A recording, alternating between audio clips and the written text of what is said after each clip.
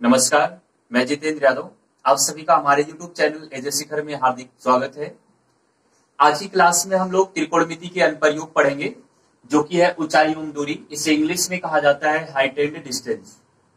देखिए, height and distance पढ़ने के लिए आपको केवल दो बातों को जानना है। एक है उन्नयन कोण और एक है अवनमन कोण। अगर आप उन्नयन कोण और अवनमन कोण के बारे में जान जाते हैं कि उन्नयन कोण अवनमन कोण कैसे बनता है, आप पहचान जाए कि कहां उन्नयन कोण बन रहा है कि कहां पे अवनमन कोण बन रहा है, तो अगर इन दोनों बातों को आप भली बात समझ जाते हैं तो मैं उम्मीद करता हूं कि इस एक्सरसाइज के जो भी क्वेश्चंस होंगे उससे आप भली बात समझेंगे और अपने मन से लगा भी सकते हैं। तो सबसे पहले हम लोग जानेंगे कि उन्नयन कोण क्या होता है।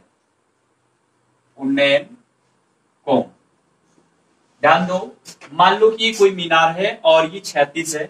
मीनार का नाम ए भी रख लेते हैं। क्षैतिज पर एक बिंदु सी है। क्षैतिज का मतलब है कि पृथ्वी, और ये मीनार है कोई, ठीक है। यहाँ पर ऊपर हमने कोई वस्तु रख दिया है मीनार पर, और यहाँ मान लो कि पृथ्वी पर कोई व्यक्ति खड़ा है, ठीक। तो होता क्या है कि अगर ये व्यक्ति इस वस्तु को ऊपर की ओर देखेगा तो इस व्यक्ति और वस्तु को मिलाने वाली रेखा आप देख रहे हैं कि क्षैतिज के साथ कोई ना कोई कोण बना रही है। तो ये क्षैतिज के साथ में जो कोण बन रहा है इसी को हम लोग कहते हैं उन्नयन कोण। तो हमारे कहने का मतलब ये है कि जब कोई व्यक्ति किसी वस्तु को नीचे से ऊपर की ओर देखता है, नीचे से किधर देखेगा, ऊपर की ओर, तो व्यक्ति और वस्तु को मिलाने वाली रेखा क्षैतिज के साथ जो कोण बनाती है उससे हम लोग कहते हैं उन्नयन कोण। तो ये करी उन्नयन कोण की बातें। तो आपको हमेशा ये ध्यान रखना होगा, क्योंकि ये हाइट डिस्टेंस है, इसमें बिल्कुल क्वेश्चन के अकॉर्डिंग चित्र बनाना पड़ता है। तो चित्र बनाने के लिए अगर उन्नयन और अवनमन कोण की बातें आपको क्लियर नहीं होंगी तो चित्र नहीं बन पाएगा, और जब तक चित्र नहीं बन पाएगा तब तक आप किसी भी हालत में क्वेश्चन को सॉल्व नहीं कर पाएंगे। तो इसलिए इन बातों को आप जाने रहिए, पहचाने रहिए कि उन्नयन कोण अवनमन कोण बनता कैसे है। तो अब इसके बाद में हम लोग जानेंगे अवनमन कोण।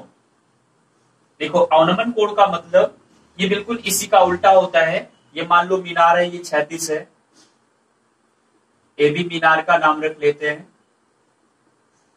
और ये क्षैतिज हो जाएगा आपका, यहां बिंदु सी मान लेते हैं।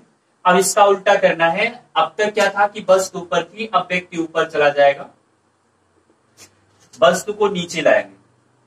तो व्यक्ति क्या करेगा कि इस वस्तु को ऊपर से नीचे की ओर देखेगा। तो व्यक्ति जो है ऊपर से जब नीचे की ओर देखेगा वस्तु को, तो जाहिर सी बात है कि व्यक्ति और वस्तु को मिलाने वाली रेखा क्षैतिज के साथ जो कोण बनाएगी। अब क्षैतिज दिखाने के लिए हम लोग क्या करेंगे कि क्षैतिज के पैरेलल यहाँ पर एक रेखा खींचेंगे, तो ये जो कोण बनेगा उसे हम लोग कहेंगे अवनमन कोण। तो ये आपका अवनमन कोण है।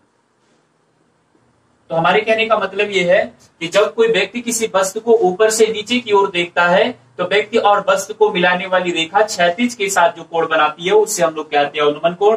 तो उन्नयन कोण के स्ट्रक्चर इस तरह से होता है, अवनमन कोण का स्ट्रक्चर इस तरह से होता है। यानी उन्नयन कोण जो होता है वो हमेशा नीचे बनेगा और अवनमन कोण जो होता है ऊपर बनता है हमेशा। एक बात ये भी होती है कि कहीं मान लो जरूरत पड़ जाए, उन्नयन कोण बराबर होता है अवनमन कोण के। उन्नयन कोण बराबर होता है अवनमन कोण, ठीक है। ये उन्नयन कोण जो होता है वो अवनमन कोण के बराबर होता है। क्यों होता है? इसलिए देखो, अगर हम लोग अवनमन कोण की बात करें तो अवनमन कोण ऊपर बनेगा, और यहां अगर हम बात करें तो यहाँ उन्नयन कोण बनेगा।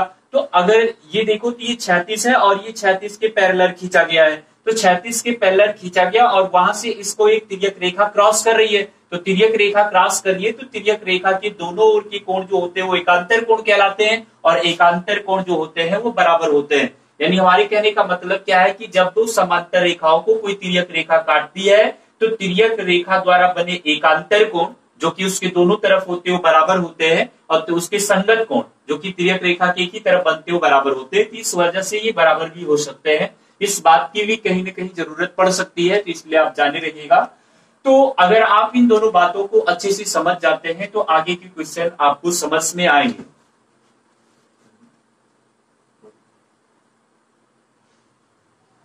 देखिए, अब हम लोग उन्नयन और अवनमन कोण जानने की बात में एक्सरसाइज 9.1 की क्वेश्चन सॉल्व करेंगे। तो इस एक्सरसाइज का पहला क्वेश्चन मैंने बोर्ड पर पहले से लिख दिया है, इसलिए क्योंकि क्वेश्चन थोड़ा लंबे हैं, लिखने में टाइम ज्यादा लगेगा, तो टाइम लॉस करने का कोई मतलब नहीं है। क्वेश्चन मैंने पहले ही से लिख दिया है और इसको मैं समझा देता हूँ, चित्र बनाता हूँ। पहले चित्र बनाएंगे तभी इस क्वेश्चन को सॉल्व कर पाएंगे अच्छे से। तो ध्यान दो, चित्र बनाने के लिए आपको क्वेश्चंस को ध्यान से पढ़ना पड़ेगा। अगर एक बार में नहीं समझ में आया तो दोबारा पढ़ना पड़ेगा, नहीं समझ में आया फिर तीसरी बार पढ़ना पड़ेगा। मतलब ये है कि आपको अच्छे से क्वेश्चन को पढ़ो और जैसे जैसे वो कह रहा है वैसे वैसे करते जाइए। उसके बाद में त्रिकोणमिति के रूप से इसको सॉल्व किया जाता है। देखो, सर्कस का एक कलाकार 30 मीटर लंबी डोर पर चढ़ रहा है। तो अभी ये लाइन कुछ कम समझ में आ रहा है, फिर आगे देखिएगा। जो अच्छी तरह से तनी हुई है और भूमि से सीधे लगे खंबे के शिखर से बंधा हुआ है। यदि भूमि स्तर के साथ डोर द्वारा बनाया गया कोण 30 अंश है तो खंबे की ऊंचाई ज्ञात कीजिए। मैं आपको इस क्वेश्चन को समझा देता हूं कि जमीन है, जमीन से एक खंभा गड़ा हुआ है, उस खंबे के शिखर से जमीन के किसी बिंदु से एक डोरी बांध दी गई है अच्छी तरह से तनकर, और उसके बाद में उस खंबे पर कोई जो डोरी बंधी हुई है उस पर कोई सर्कस का आदमी है जो चढ़ता है, ठीक है। और वो डोरी जो है वो जमीन के साथ में 30 अंश का कोण बना रही है, इसके कहने का मतलब है। तो मान लेते हैं कि ये खंबा है जो 36 से ऐसे इस तरह से खड़ा हुआ है, ये आपका 36 हो जाएगा और ये खंबा हो जाएगा। अब डोरी को इस तरह से ही बांधना पड़ेगा, ये डोरी होगी। अब इसी पर कोई सर्कस का आदमी है जो चढ़ रहा है और डोरी की जो लंबाई है वो 20 मीटर दिया हुआ है क्वेश्चन में। डोरी की लंबाई कितने मीटर है? 20 मीटर है। उसके बाद में ये डोरी जमीन के साथ में 30 अंश का कोण बना रही है। तो आपको इस खंबे की ऊंचाई ज्ञात करना है, यानी खंबे की ऊंचाई को ज्ञात करना है, h फाइंड करना है, ठीक है। तो देखो, इसको सॉल्व करने के लिए हम लोग लिखेंगे त्रिभुज एबीसी में। इसमें देखो त्रिकोणमिति का सहारा लेना पड़ता है। आप लोग देख रहे हैं कि जो यहां पर अगर हम बात करें तो यहां 90 डिग्री का कोण बनेगा और 90 डिग्री के सामने ये वाली जो भुजा है वो कर्ण है और ये आधार हो जाएगी तो ये लंब हो जाएगी। आपको क्वेश्चन में कर्ण दिया हुआ है और लंब ज्ञात करना है। कर्ण दिया हुआ है और क्या ज्ञात करना है? लंब। तो आपको ये ध्यान देना है कि समकोण त्रिभुज का कर्ण मालूम है, लंब मालूम करना है, तो त्रिकोणमिति का सहारा लेंगे। तो कौन सा ऐसा अनुपात है जो लंब और कर्ण में संबंध रखता है? साइन। तो आपको ये पता होगा कि साइन थीटा बराबर होता है, साइन थीटा बराबर होता है लंब बटे कर्ण। देखिए, एक क्वेश्चन में मैं थोड़ा सा ज्यादा एक्सप्लेन कर दे रहा हूं, बाकी सारे क्वेश्चन में उतना एक्सप्लेन नहीं करेंगे। साइन थीटा बराबर होता है लंब बटे कर्ण। तो इस त्रिभुज में अगर हम लंब की बात करें तो उसका नाम AB है, कर्ण की बात करें तो उसका नाम BC है। हम साइन क्यों लगा रहे हैं? इसलिए लगा रहे हैं क्योंकि हमें कर्ण मालूम है, लंब मालूम करना है। तो लंब और कर्ण का जो रिलेशन होता है वो साइन में ही होता है, तो इसलिए हमने लिखा है साइन थीटा बराबर लंब बटे कर्ण। तो कहीं पे tan लिया जाता है तो कहीं पे cos लिया जाता है, तो वो भुजाओं की अकॉर्डिंग लिया जाता है। उसमें आपको कोई डाउट करने की जरूरत नहीं है कि परेशान हो जाओ कि कैसे जानते tan लेना है साइन लेना है, उसको बिल्कुल रटने की कोई जरूरत नहीं। बस भुजाओं का संबंध देखो कि जो दिया है वो किस अनुपात से संबंधित है। तो चलिए आगे बढ़ते हैं। थीटा की वैल्यू कितना दिया है? सवाल में दिया है 30 अंश, ये 30 अंश है और लंब का मान कितना है? h, और उसके बाद में कर्ण कितना है? 20। तो आगे ध्यान दो, साइन 30 का मान 1/2 होता है। ये त्रिकोणमिति में ही आप लोग पढ़े हैं ट्रिग्नोमेट्रिकल टेबल में। और उसके बाद में ये हो जाएगा h/20 और इसको हल करो तो ये हो जाएगा 10, यानी h की वैल्यू जो आएगी वो 10 मीटर आएगी। तो खंबे की जो टोटल ऊंचाई थी वो 10 मीटर थी। बस इतना सा ही इसमें काम करना था।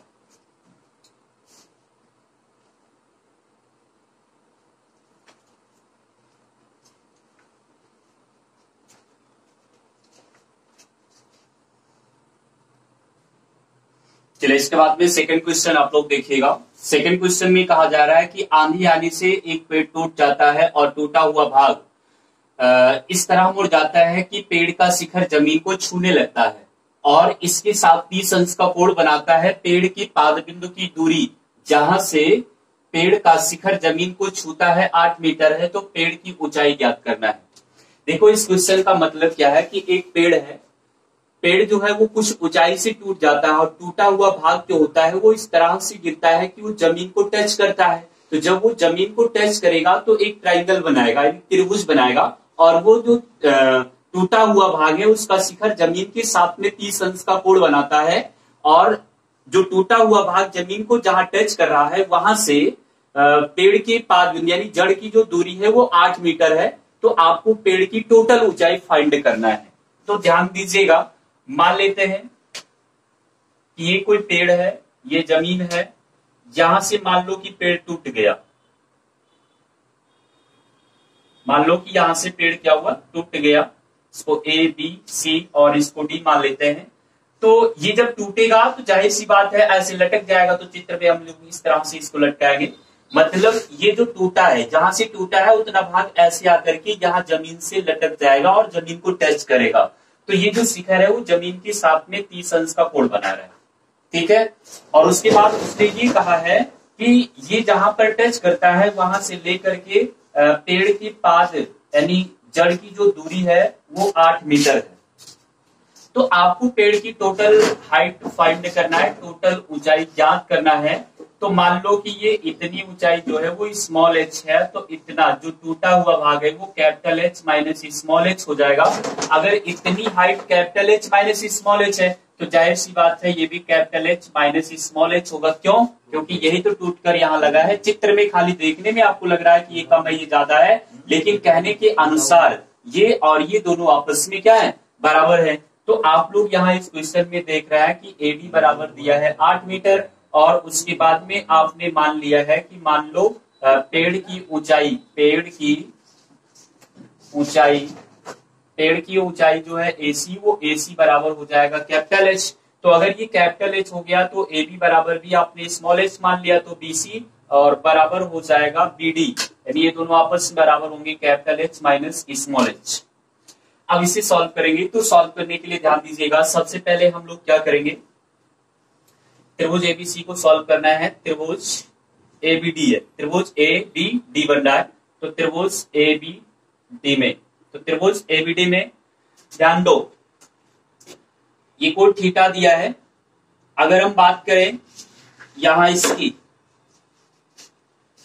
तो ये कर्ण बनेगा, क्योंकि यहाँ 90 डिग्री का कोण बनेगा, आपको मालूम होगा। ये कर्ण है और ये आधार है, ये लंब है। ये कर्ण और ये आधार है। अगर ये कर्ण है, ये आधार है, और ये लंब है और ये कर्ण है, तो एक बार आप साइन लेंगे, तो यहां पर लिखेंगे साइन 30 अंश बराबर लंब बटे कर्ण, यानी ए बी और बटा हो जाएगा बीडी, एडी बटा बीडी। तो एच बटे capital H minus small H, ये हो जाएगा। साइन 30 का मान होता है 1/2, ये स्मॉल एच बटे capital H minus small H.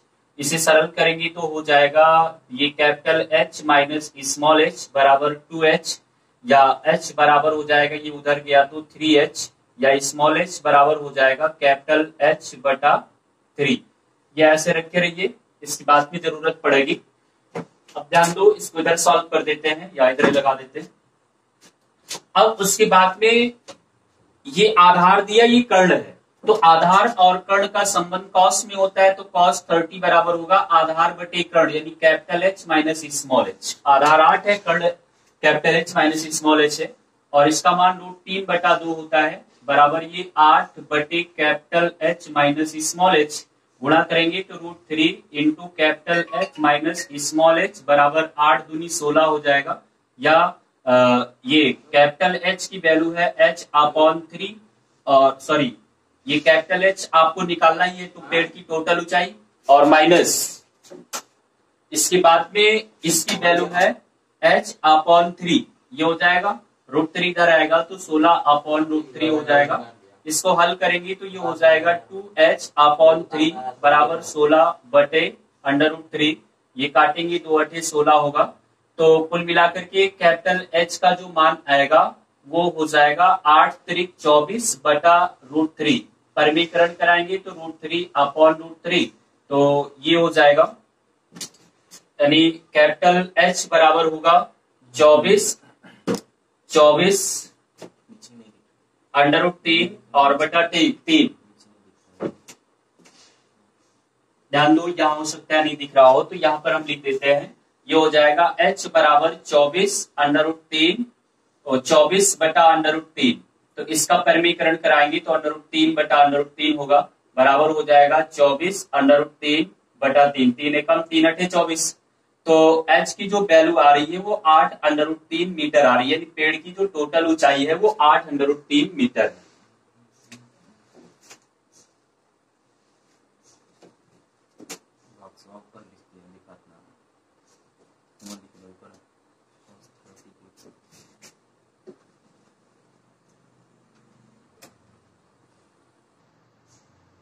चलिए इसके बाद तीसरा क्वेश्चन देखिएगा। क्वेश्चन में कहा जा रहा है कि एक ठेकेदार बच्चों को खेलने के लिए एक पार्क में 2 फिसलन पट्टी लगाना चाहता है। 5 वर्ष से कम उम्र के बच्चों के लिए वह एक ऐसी फिसलन पट्टी लगाना चाहता है जिसका शिखर 1.5 मीटर की ऊंचाई पर हो और भूमि के साथ 30 अंश का कोण बना रहा हो, जबकि इससे अधिक उम्र के बच्चों के लिए 3 मीटर ऊंचाई की फिसलन पट्टी लगाना चाहता है जो जमीन के साथ 60 अंश का कोण बनाता है। तो प्रत्येक स्थिति में फिसलन पट्टी की ऊंचाई क्या होनी चाहिए? इस क्वेश्चन का मतलब यह है कि कोई ठेकेदार है जो 2 प्रकार की फिसलन पट्टी पार्क में लगाता है। आप जानते हैं कि जो बच्चों का झूला होता है ऊपर चढ़ करके जो खिसकते हैं नीचे की तरफ, वो फिसलन पट्टी है, उसी की बात की जा रही है। तो वो 2 प्रकार की फिसलन पट्टी लगाता है। पहला ये है कि 5 वर्ष से कम उम्र के बच्चों के लिए एक अलग फिसलन पट्टी बनवाता है और 5 वर्ष से अधिक उम्र के बच्चों के लिए अलग फिसलन पट्टी बनवाता है। तो जो 5 वर्ष से कम उम्र वाले बच्चों के लिए फिसलन पट्टी है उसकी ऊंचाई 1.5 मीटर मीन्स 1.5 मीटर है, और जो उससे कम अधिक उम्र वाले बच्चे हैं उनके लिए जो फिसलन पट्टी बनवा रहा है उसकी ऊंचाई 3 मीटर है। तो 1.5 मीटर ऊंचाई वाली फिसलन पट्टी जमीन के साथ 30 अंश का कोण बना रही है, जबकि उससे जो 3 मीटर ऊंचाई वाली फिसलन पट्टी है वो जमीन के साथ में 60 अंश का कोण बना रही है। तो चलो इस बात को हम चित्र में प्रदर्शित करते हैं। तो यहाँ पे 2 चित्र बनाना पड़ेगा। एक तो ये हो जाएगा, मान लो कि इस फिसलन पट्टी का नाम ए बी और ये सी हो गया, ठीक है। तो इस फिसलन पट्टी की ऊंचाई हम लोग मान लेते हैं कि 1.5 मीटर है, जमीन के साथ 30 अंश का कोण बना रही है। ये 5 वर्ष से कम उम्र वालों के लिए, कम उम्र वालों के लिए, ये 5 वर्ष से कम उम्र वालों के लिए है। उसके बाद दूसरी फिसलन पट्टी जो बनेगी वो थोड़ा सा ऊंची होगी। ये मान लो पी क्यू आर है और इसकी ऊंचाई जो है वो 3 मीटर है, जमीन की साथ में 60 अंश का कोण बना है। ये 5 वर्ष से अधिक उम्र वालों के लिए, 5 वर्ष से अधिक उम्र वालों के लिए। तो ये 2 चित्र बन गए, यानी ये पहला हो गया आपका और ये हो जाएगा दूसरा। 2 फिसलन पट्टी हो गई।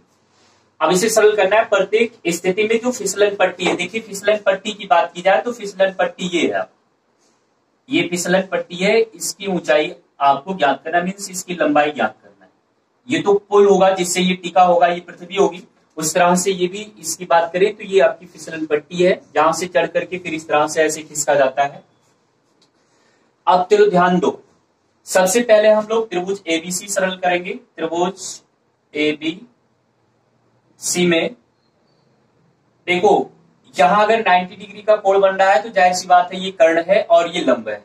लंब और कर्ण का जो रिलेशन होता है वो साइन में होता है, तो आप इसलिए लिखेंगे sin 30। साइन इसलिए ले जा रहा है क्योंकि आपको लंब मालूम है, कर्ण मालूम करना है। कर्ण का मतलब है कि फिसलन पट्टी की लंबाई मालूम करना है। तो sin 30 बराबर लंब बटे कर्ण। तो लंब की वैल्यू यहाँ ए बी है और कर्ण की वैल्यू जो है वो बीसी है। तो sin 30 का मान 1/2 होता है, इसका मान 1.5 है और इसका मान बीसी का फाइंड करना है। तो बीसी बराबर कितना हो जाएगा, 1.5 गुणे 2 बराबर हो जाएगा 3 मीटर। तो जो आपकी यानी ध्यान दो ये कुल मिलाकर के यानी बीसी बराबर जो होगा वो हो जाएगा 1.5 गुणे 2 बराबर 3 मीटर। तो जो पहली वाली फिसलन पट्टी है उसकी लंबाई हो जाएगी टोटल 3 मीटर।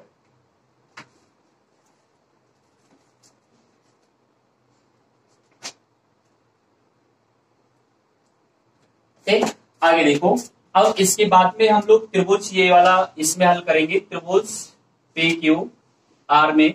तो त्रिभुज पी क्यू आर में तो यहां भी वही सेम सिचुएशन है, ये कर्ण है, ये लंब है, तो साइन ही लिया जाएगा, यहाँ साइन 60 लिखेंगे। साइन 60 बराबर लंब बटे कर्ण, तो लंब पी क्यू है और कर्ण कितना है क्यू आर। तो इसके बाद में ध्यान दो, इसका मान 3 और ये क्यू आर आपको मालूम करना है। साइन 60 का मान होता है √3/2 और ये हो जाएगा 3 और बटा क्यू आर, तो ये हो जाएगा √3 और इंटू क्यू आर बराबर 3 दूनी 6, या क्यू आर बराबर हो जाएगा 6/√3। √3 का ऊपर नीचे मल्टीप्लाई कराएंगे परिमीकरण कराने के लिए, तो ये हो जाएगा 6√3 बटा 3, तो 3 एकम 3 दूनी 6, तो ये हो जाएगा 2√3, यानी क्यू आर का जो मान आएगा वो आएगा 2√3 मीटर। तो ये दूसरी फिसल पट्टी की लंबाई है।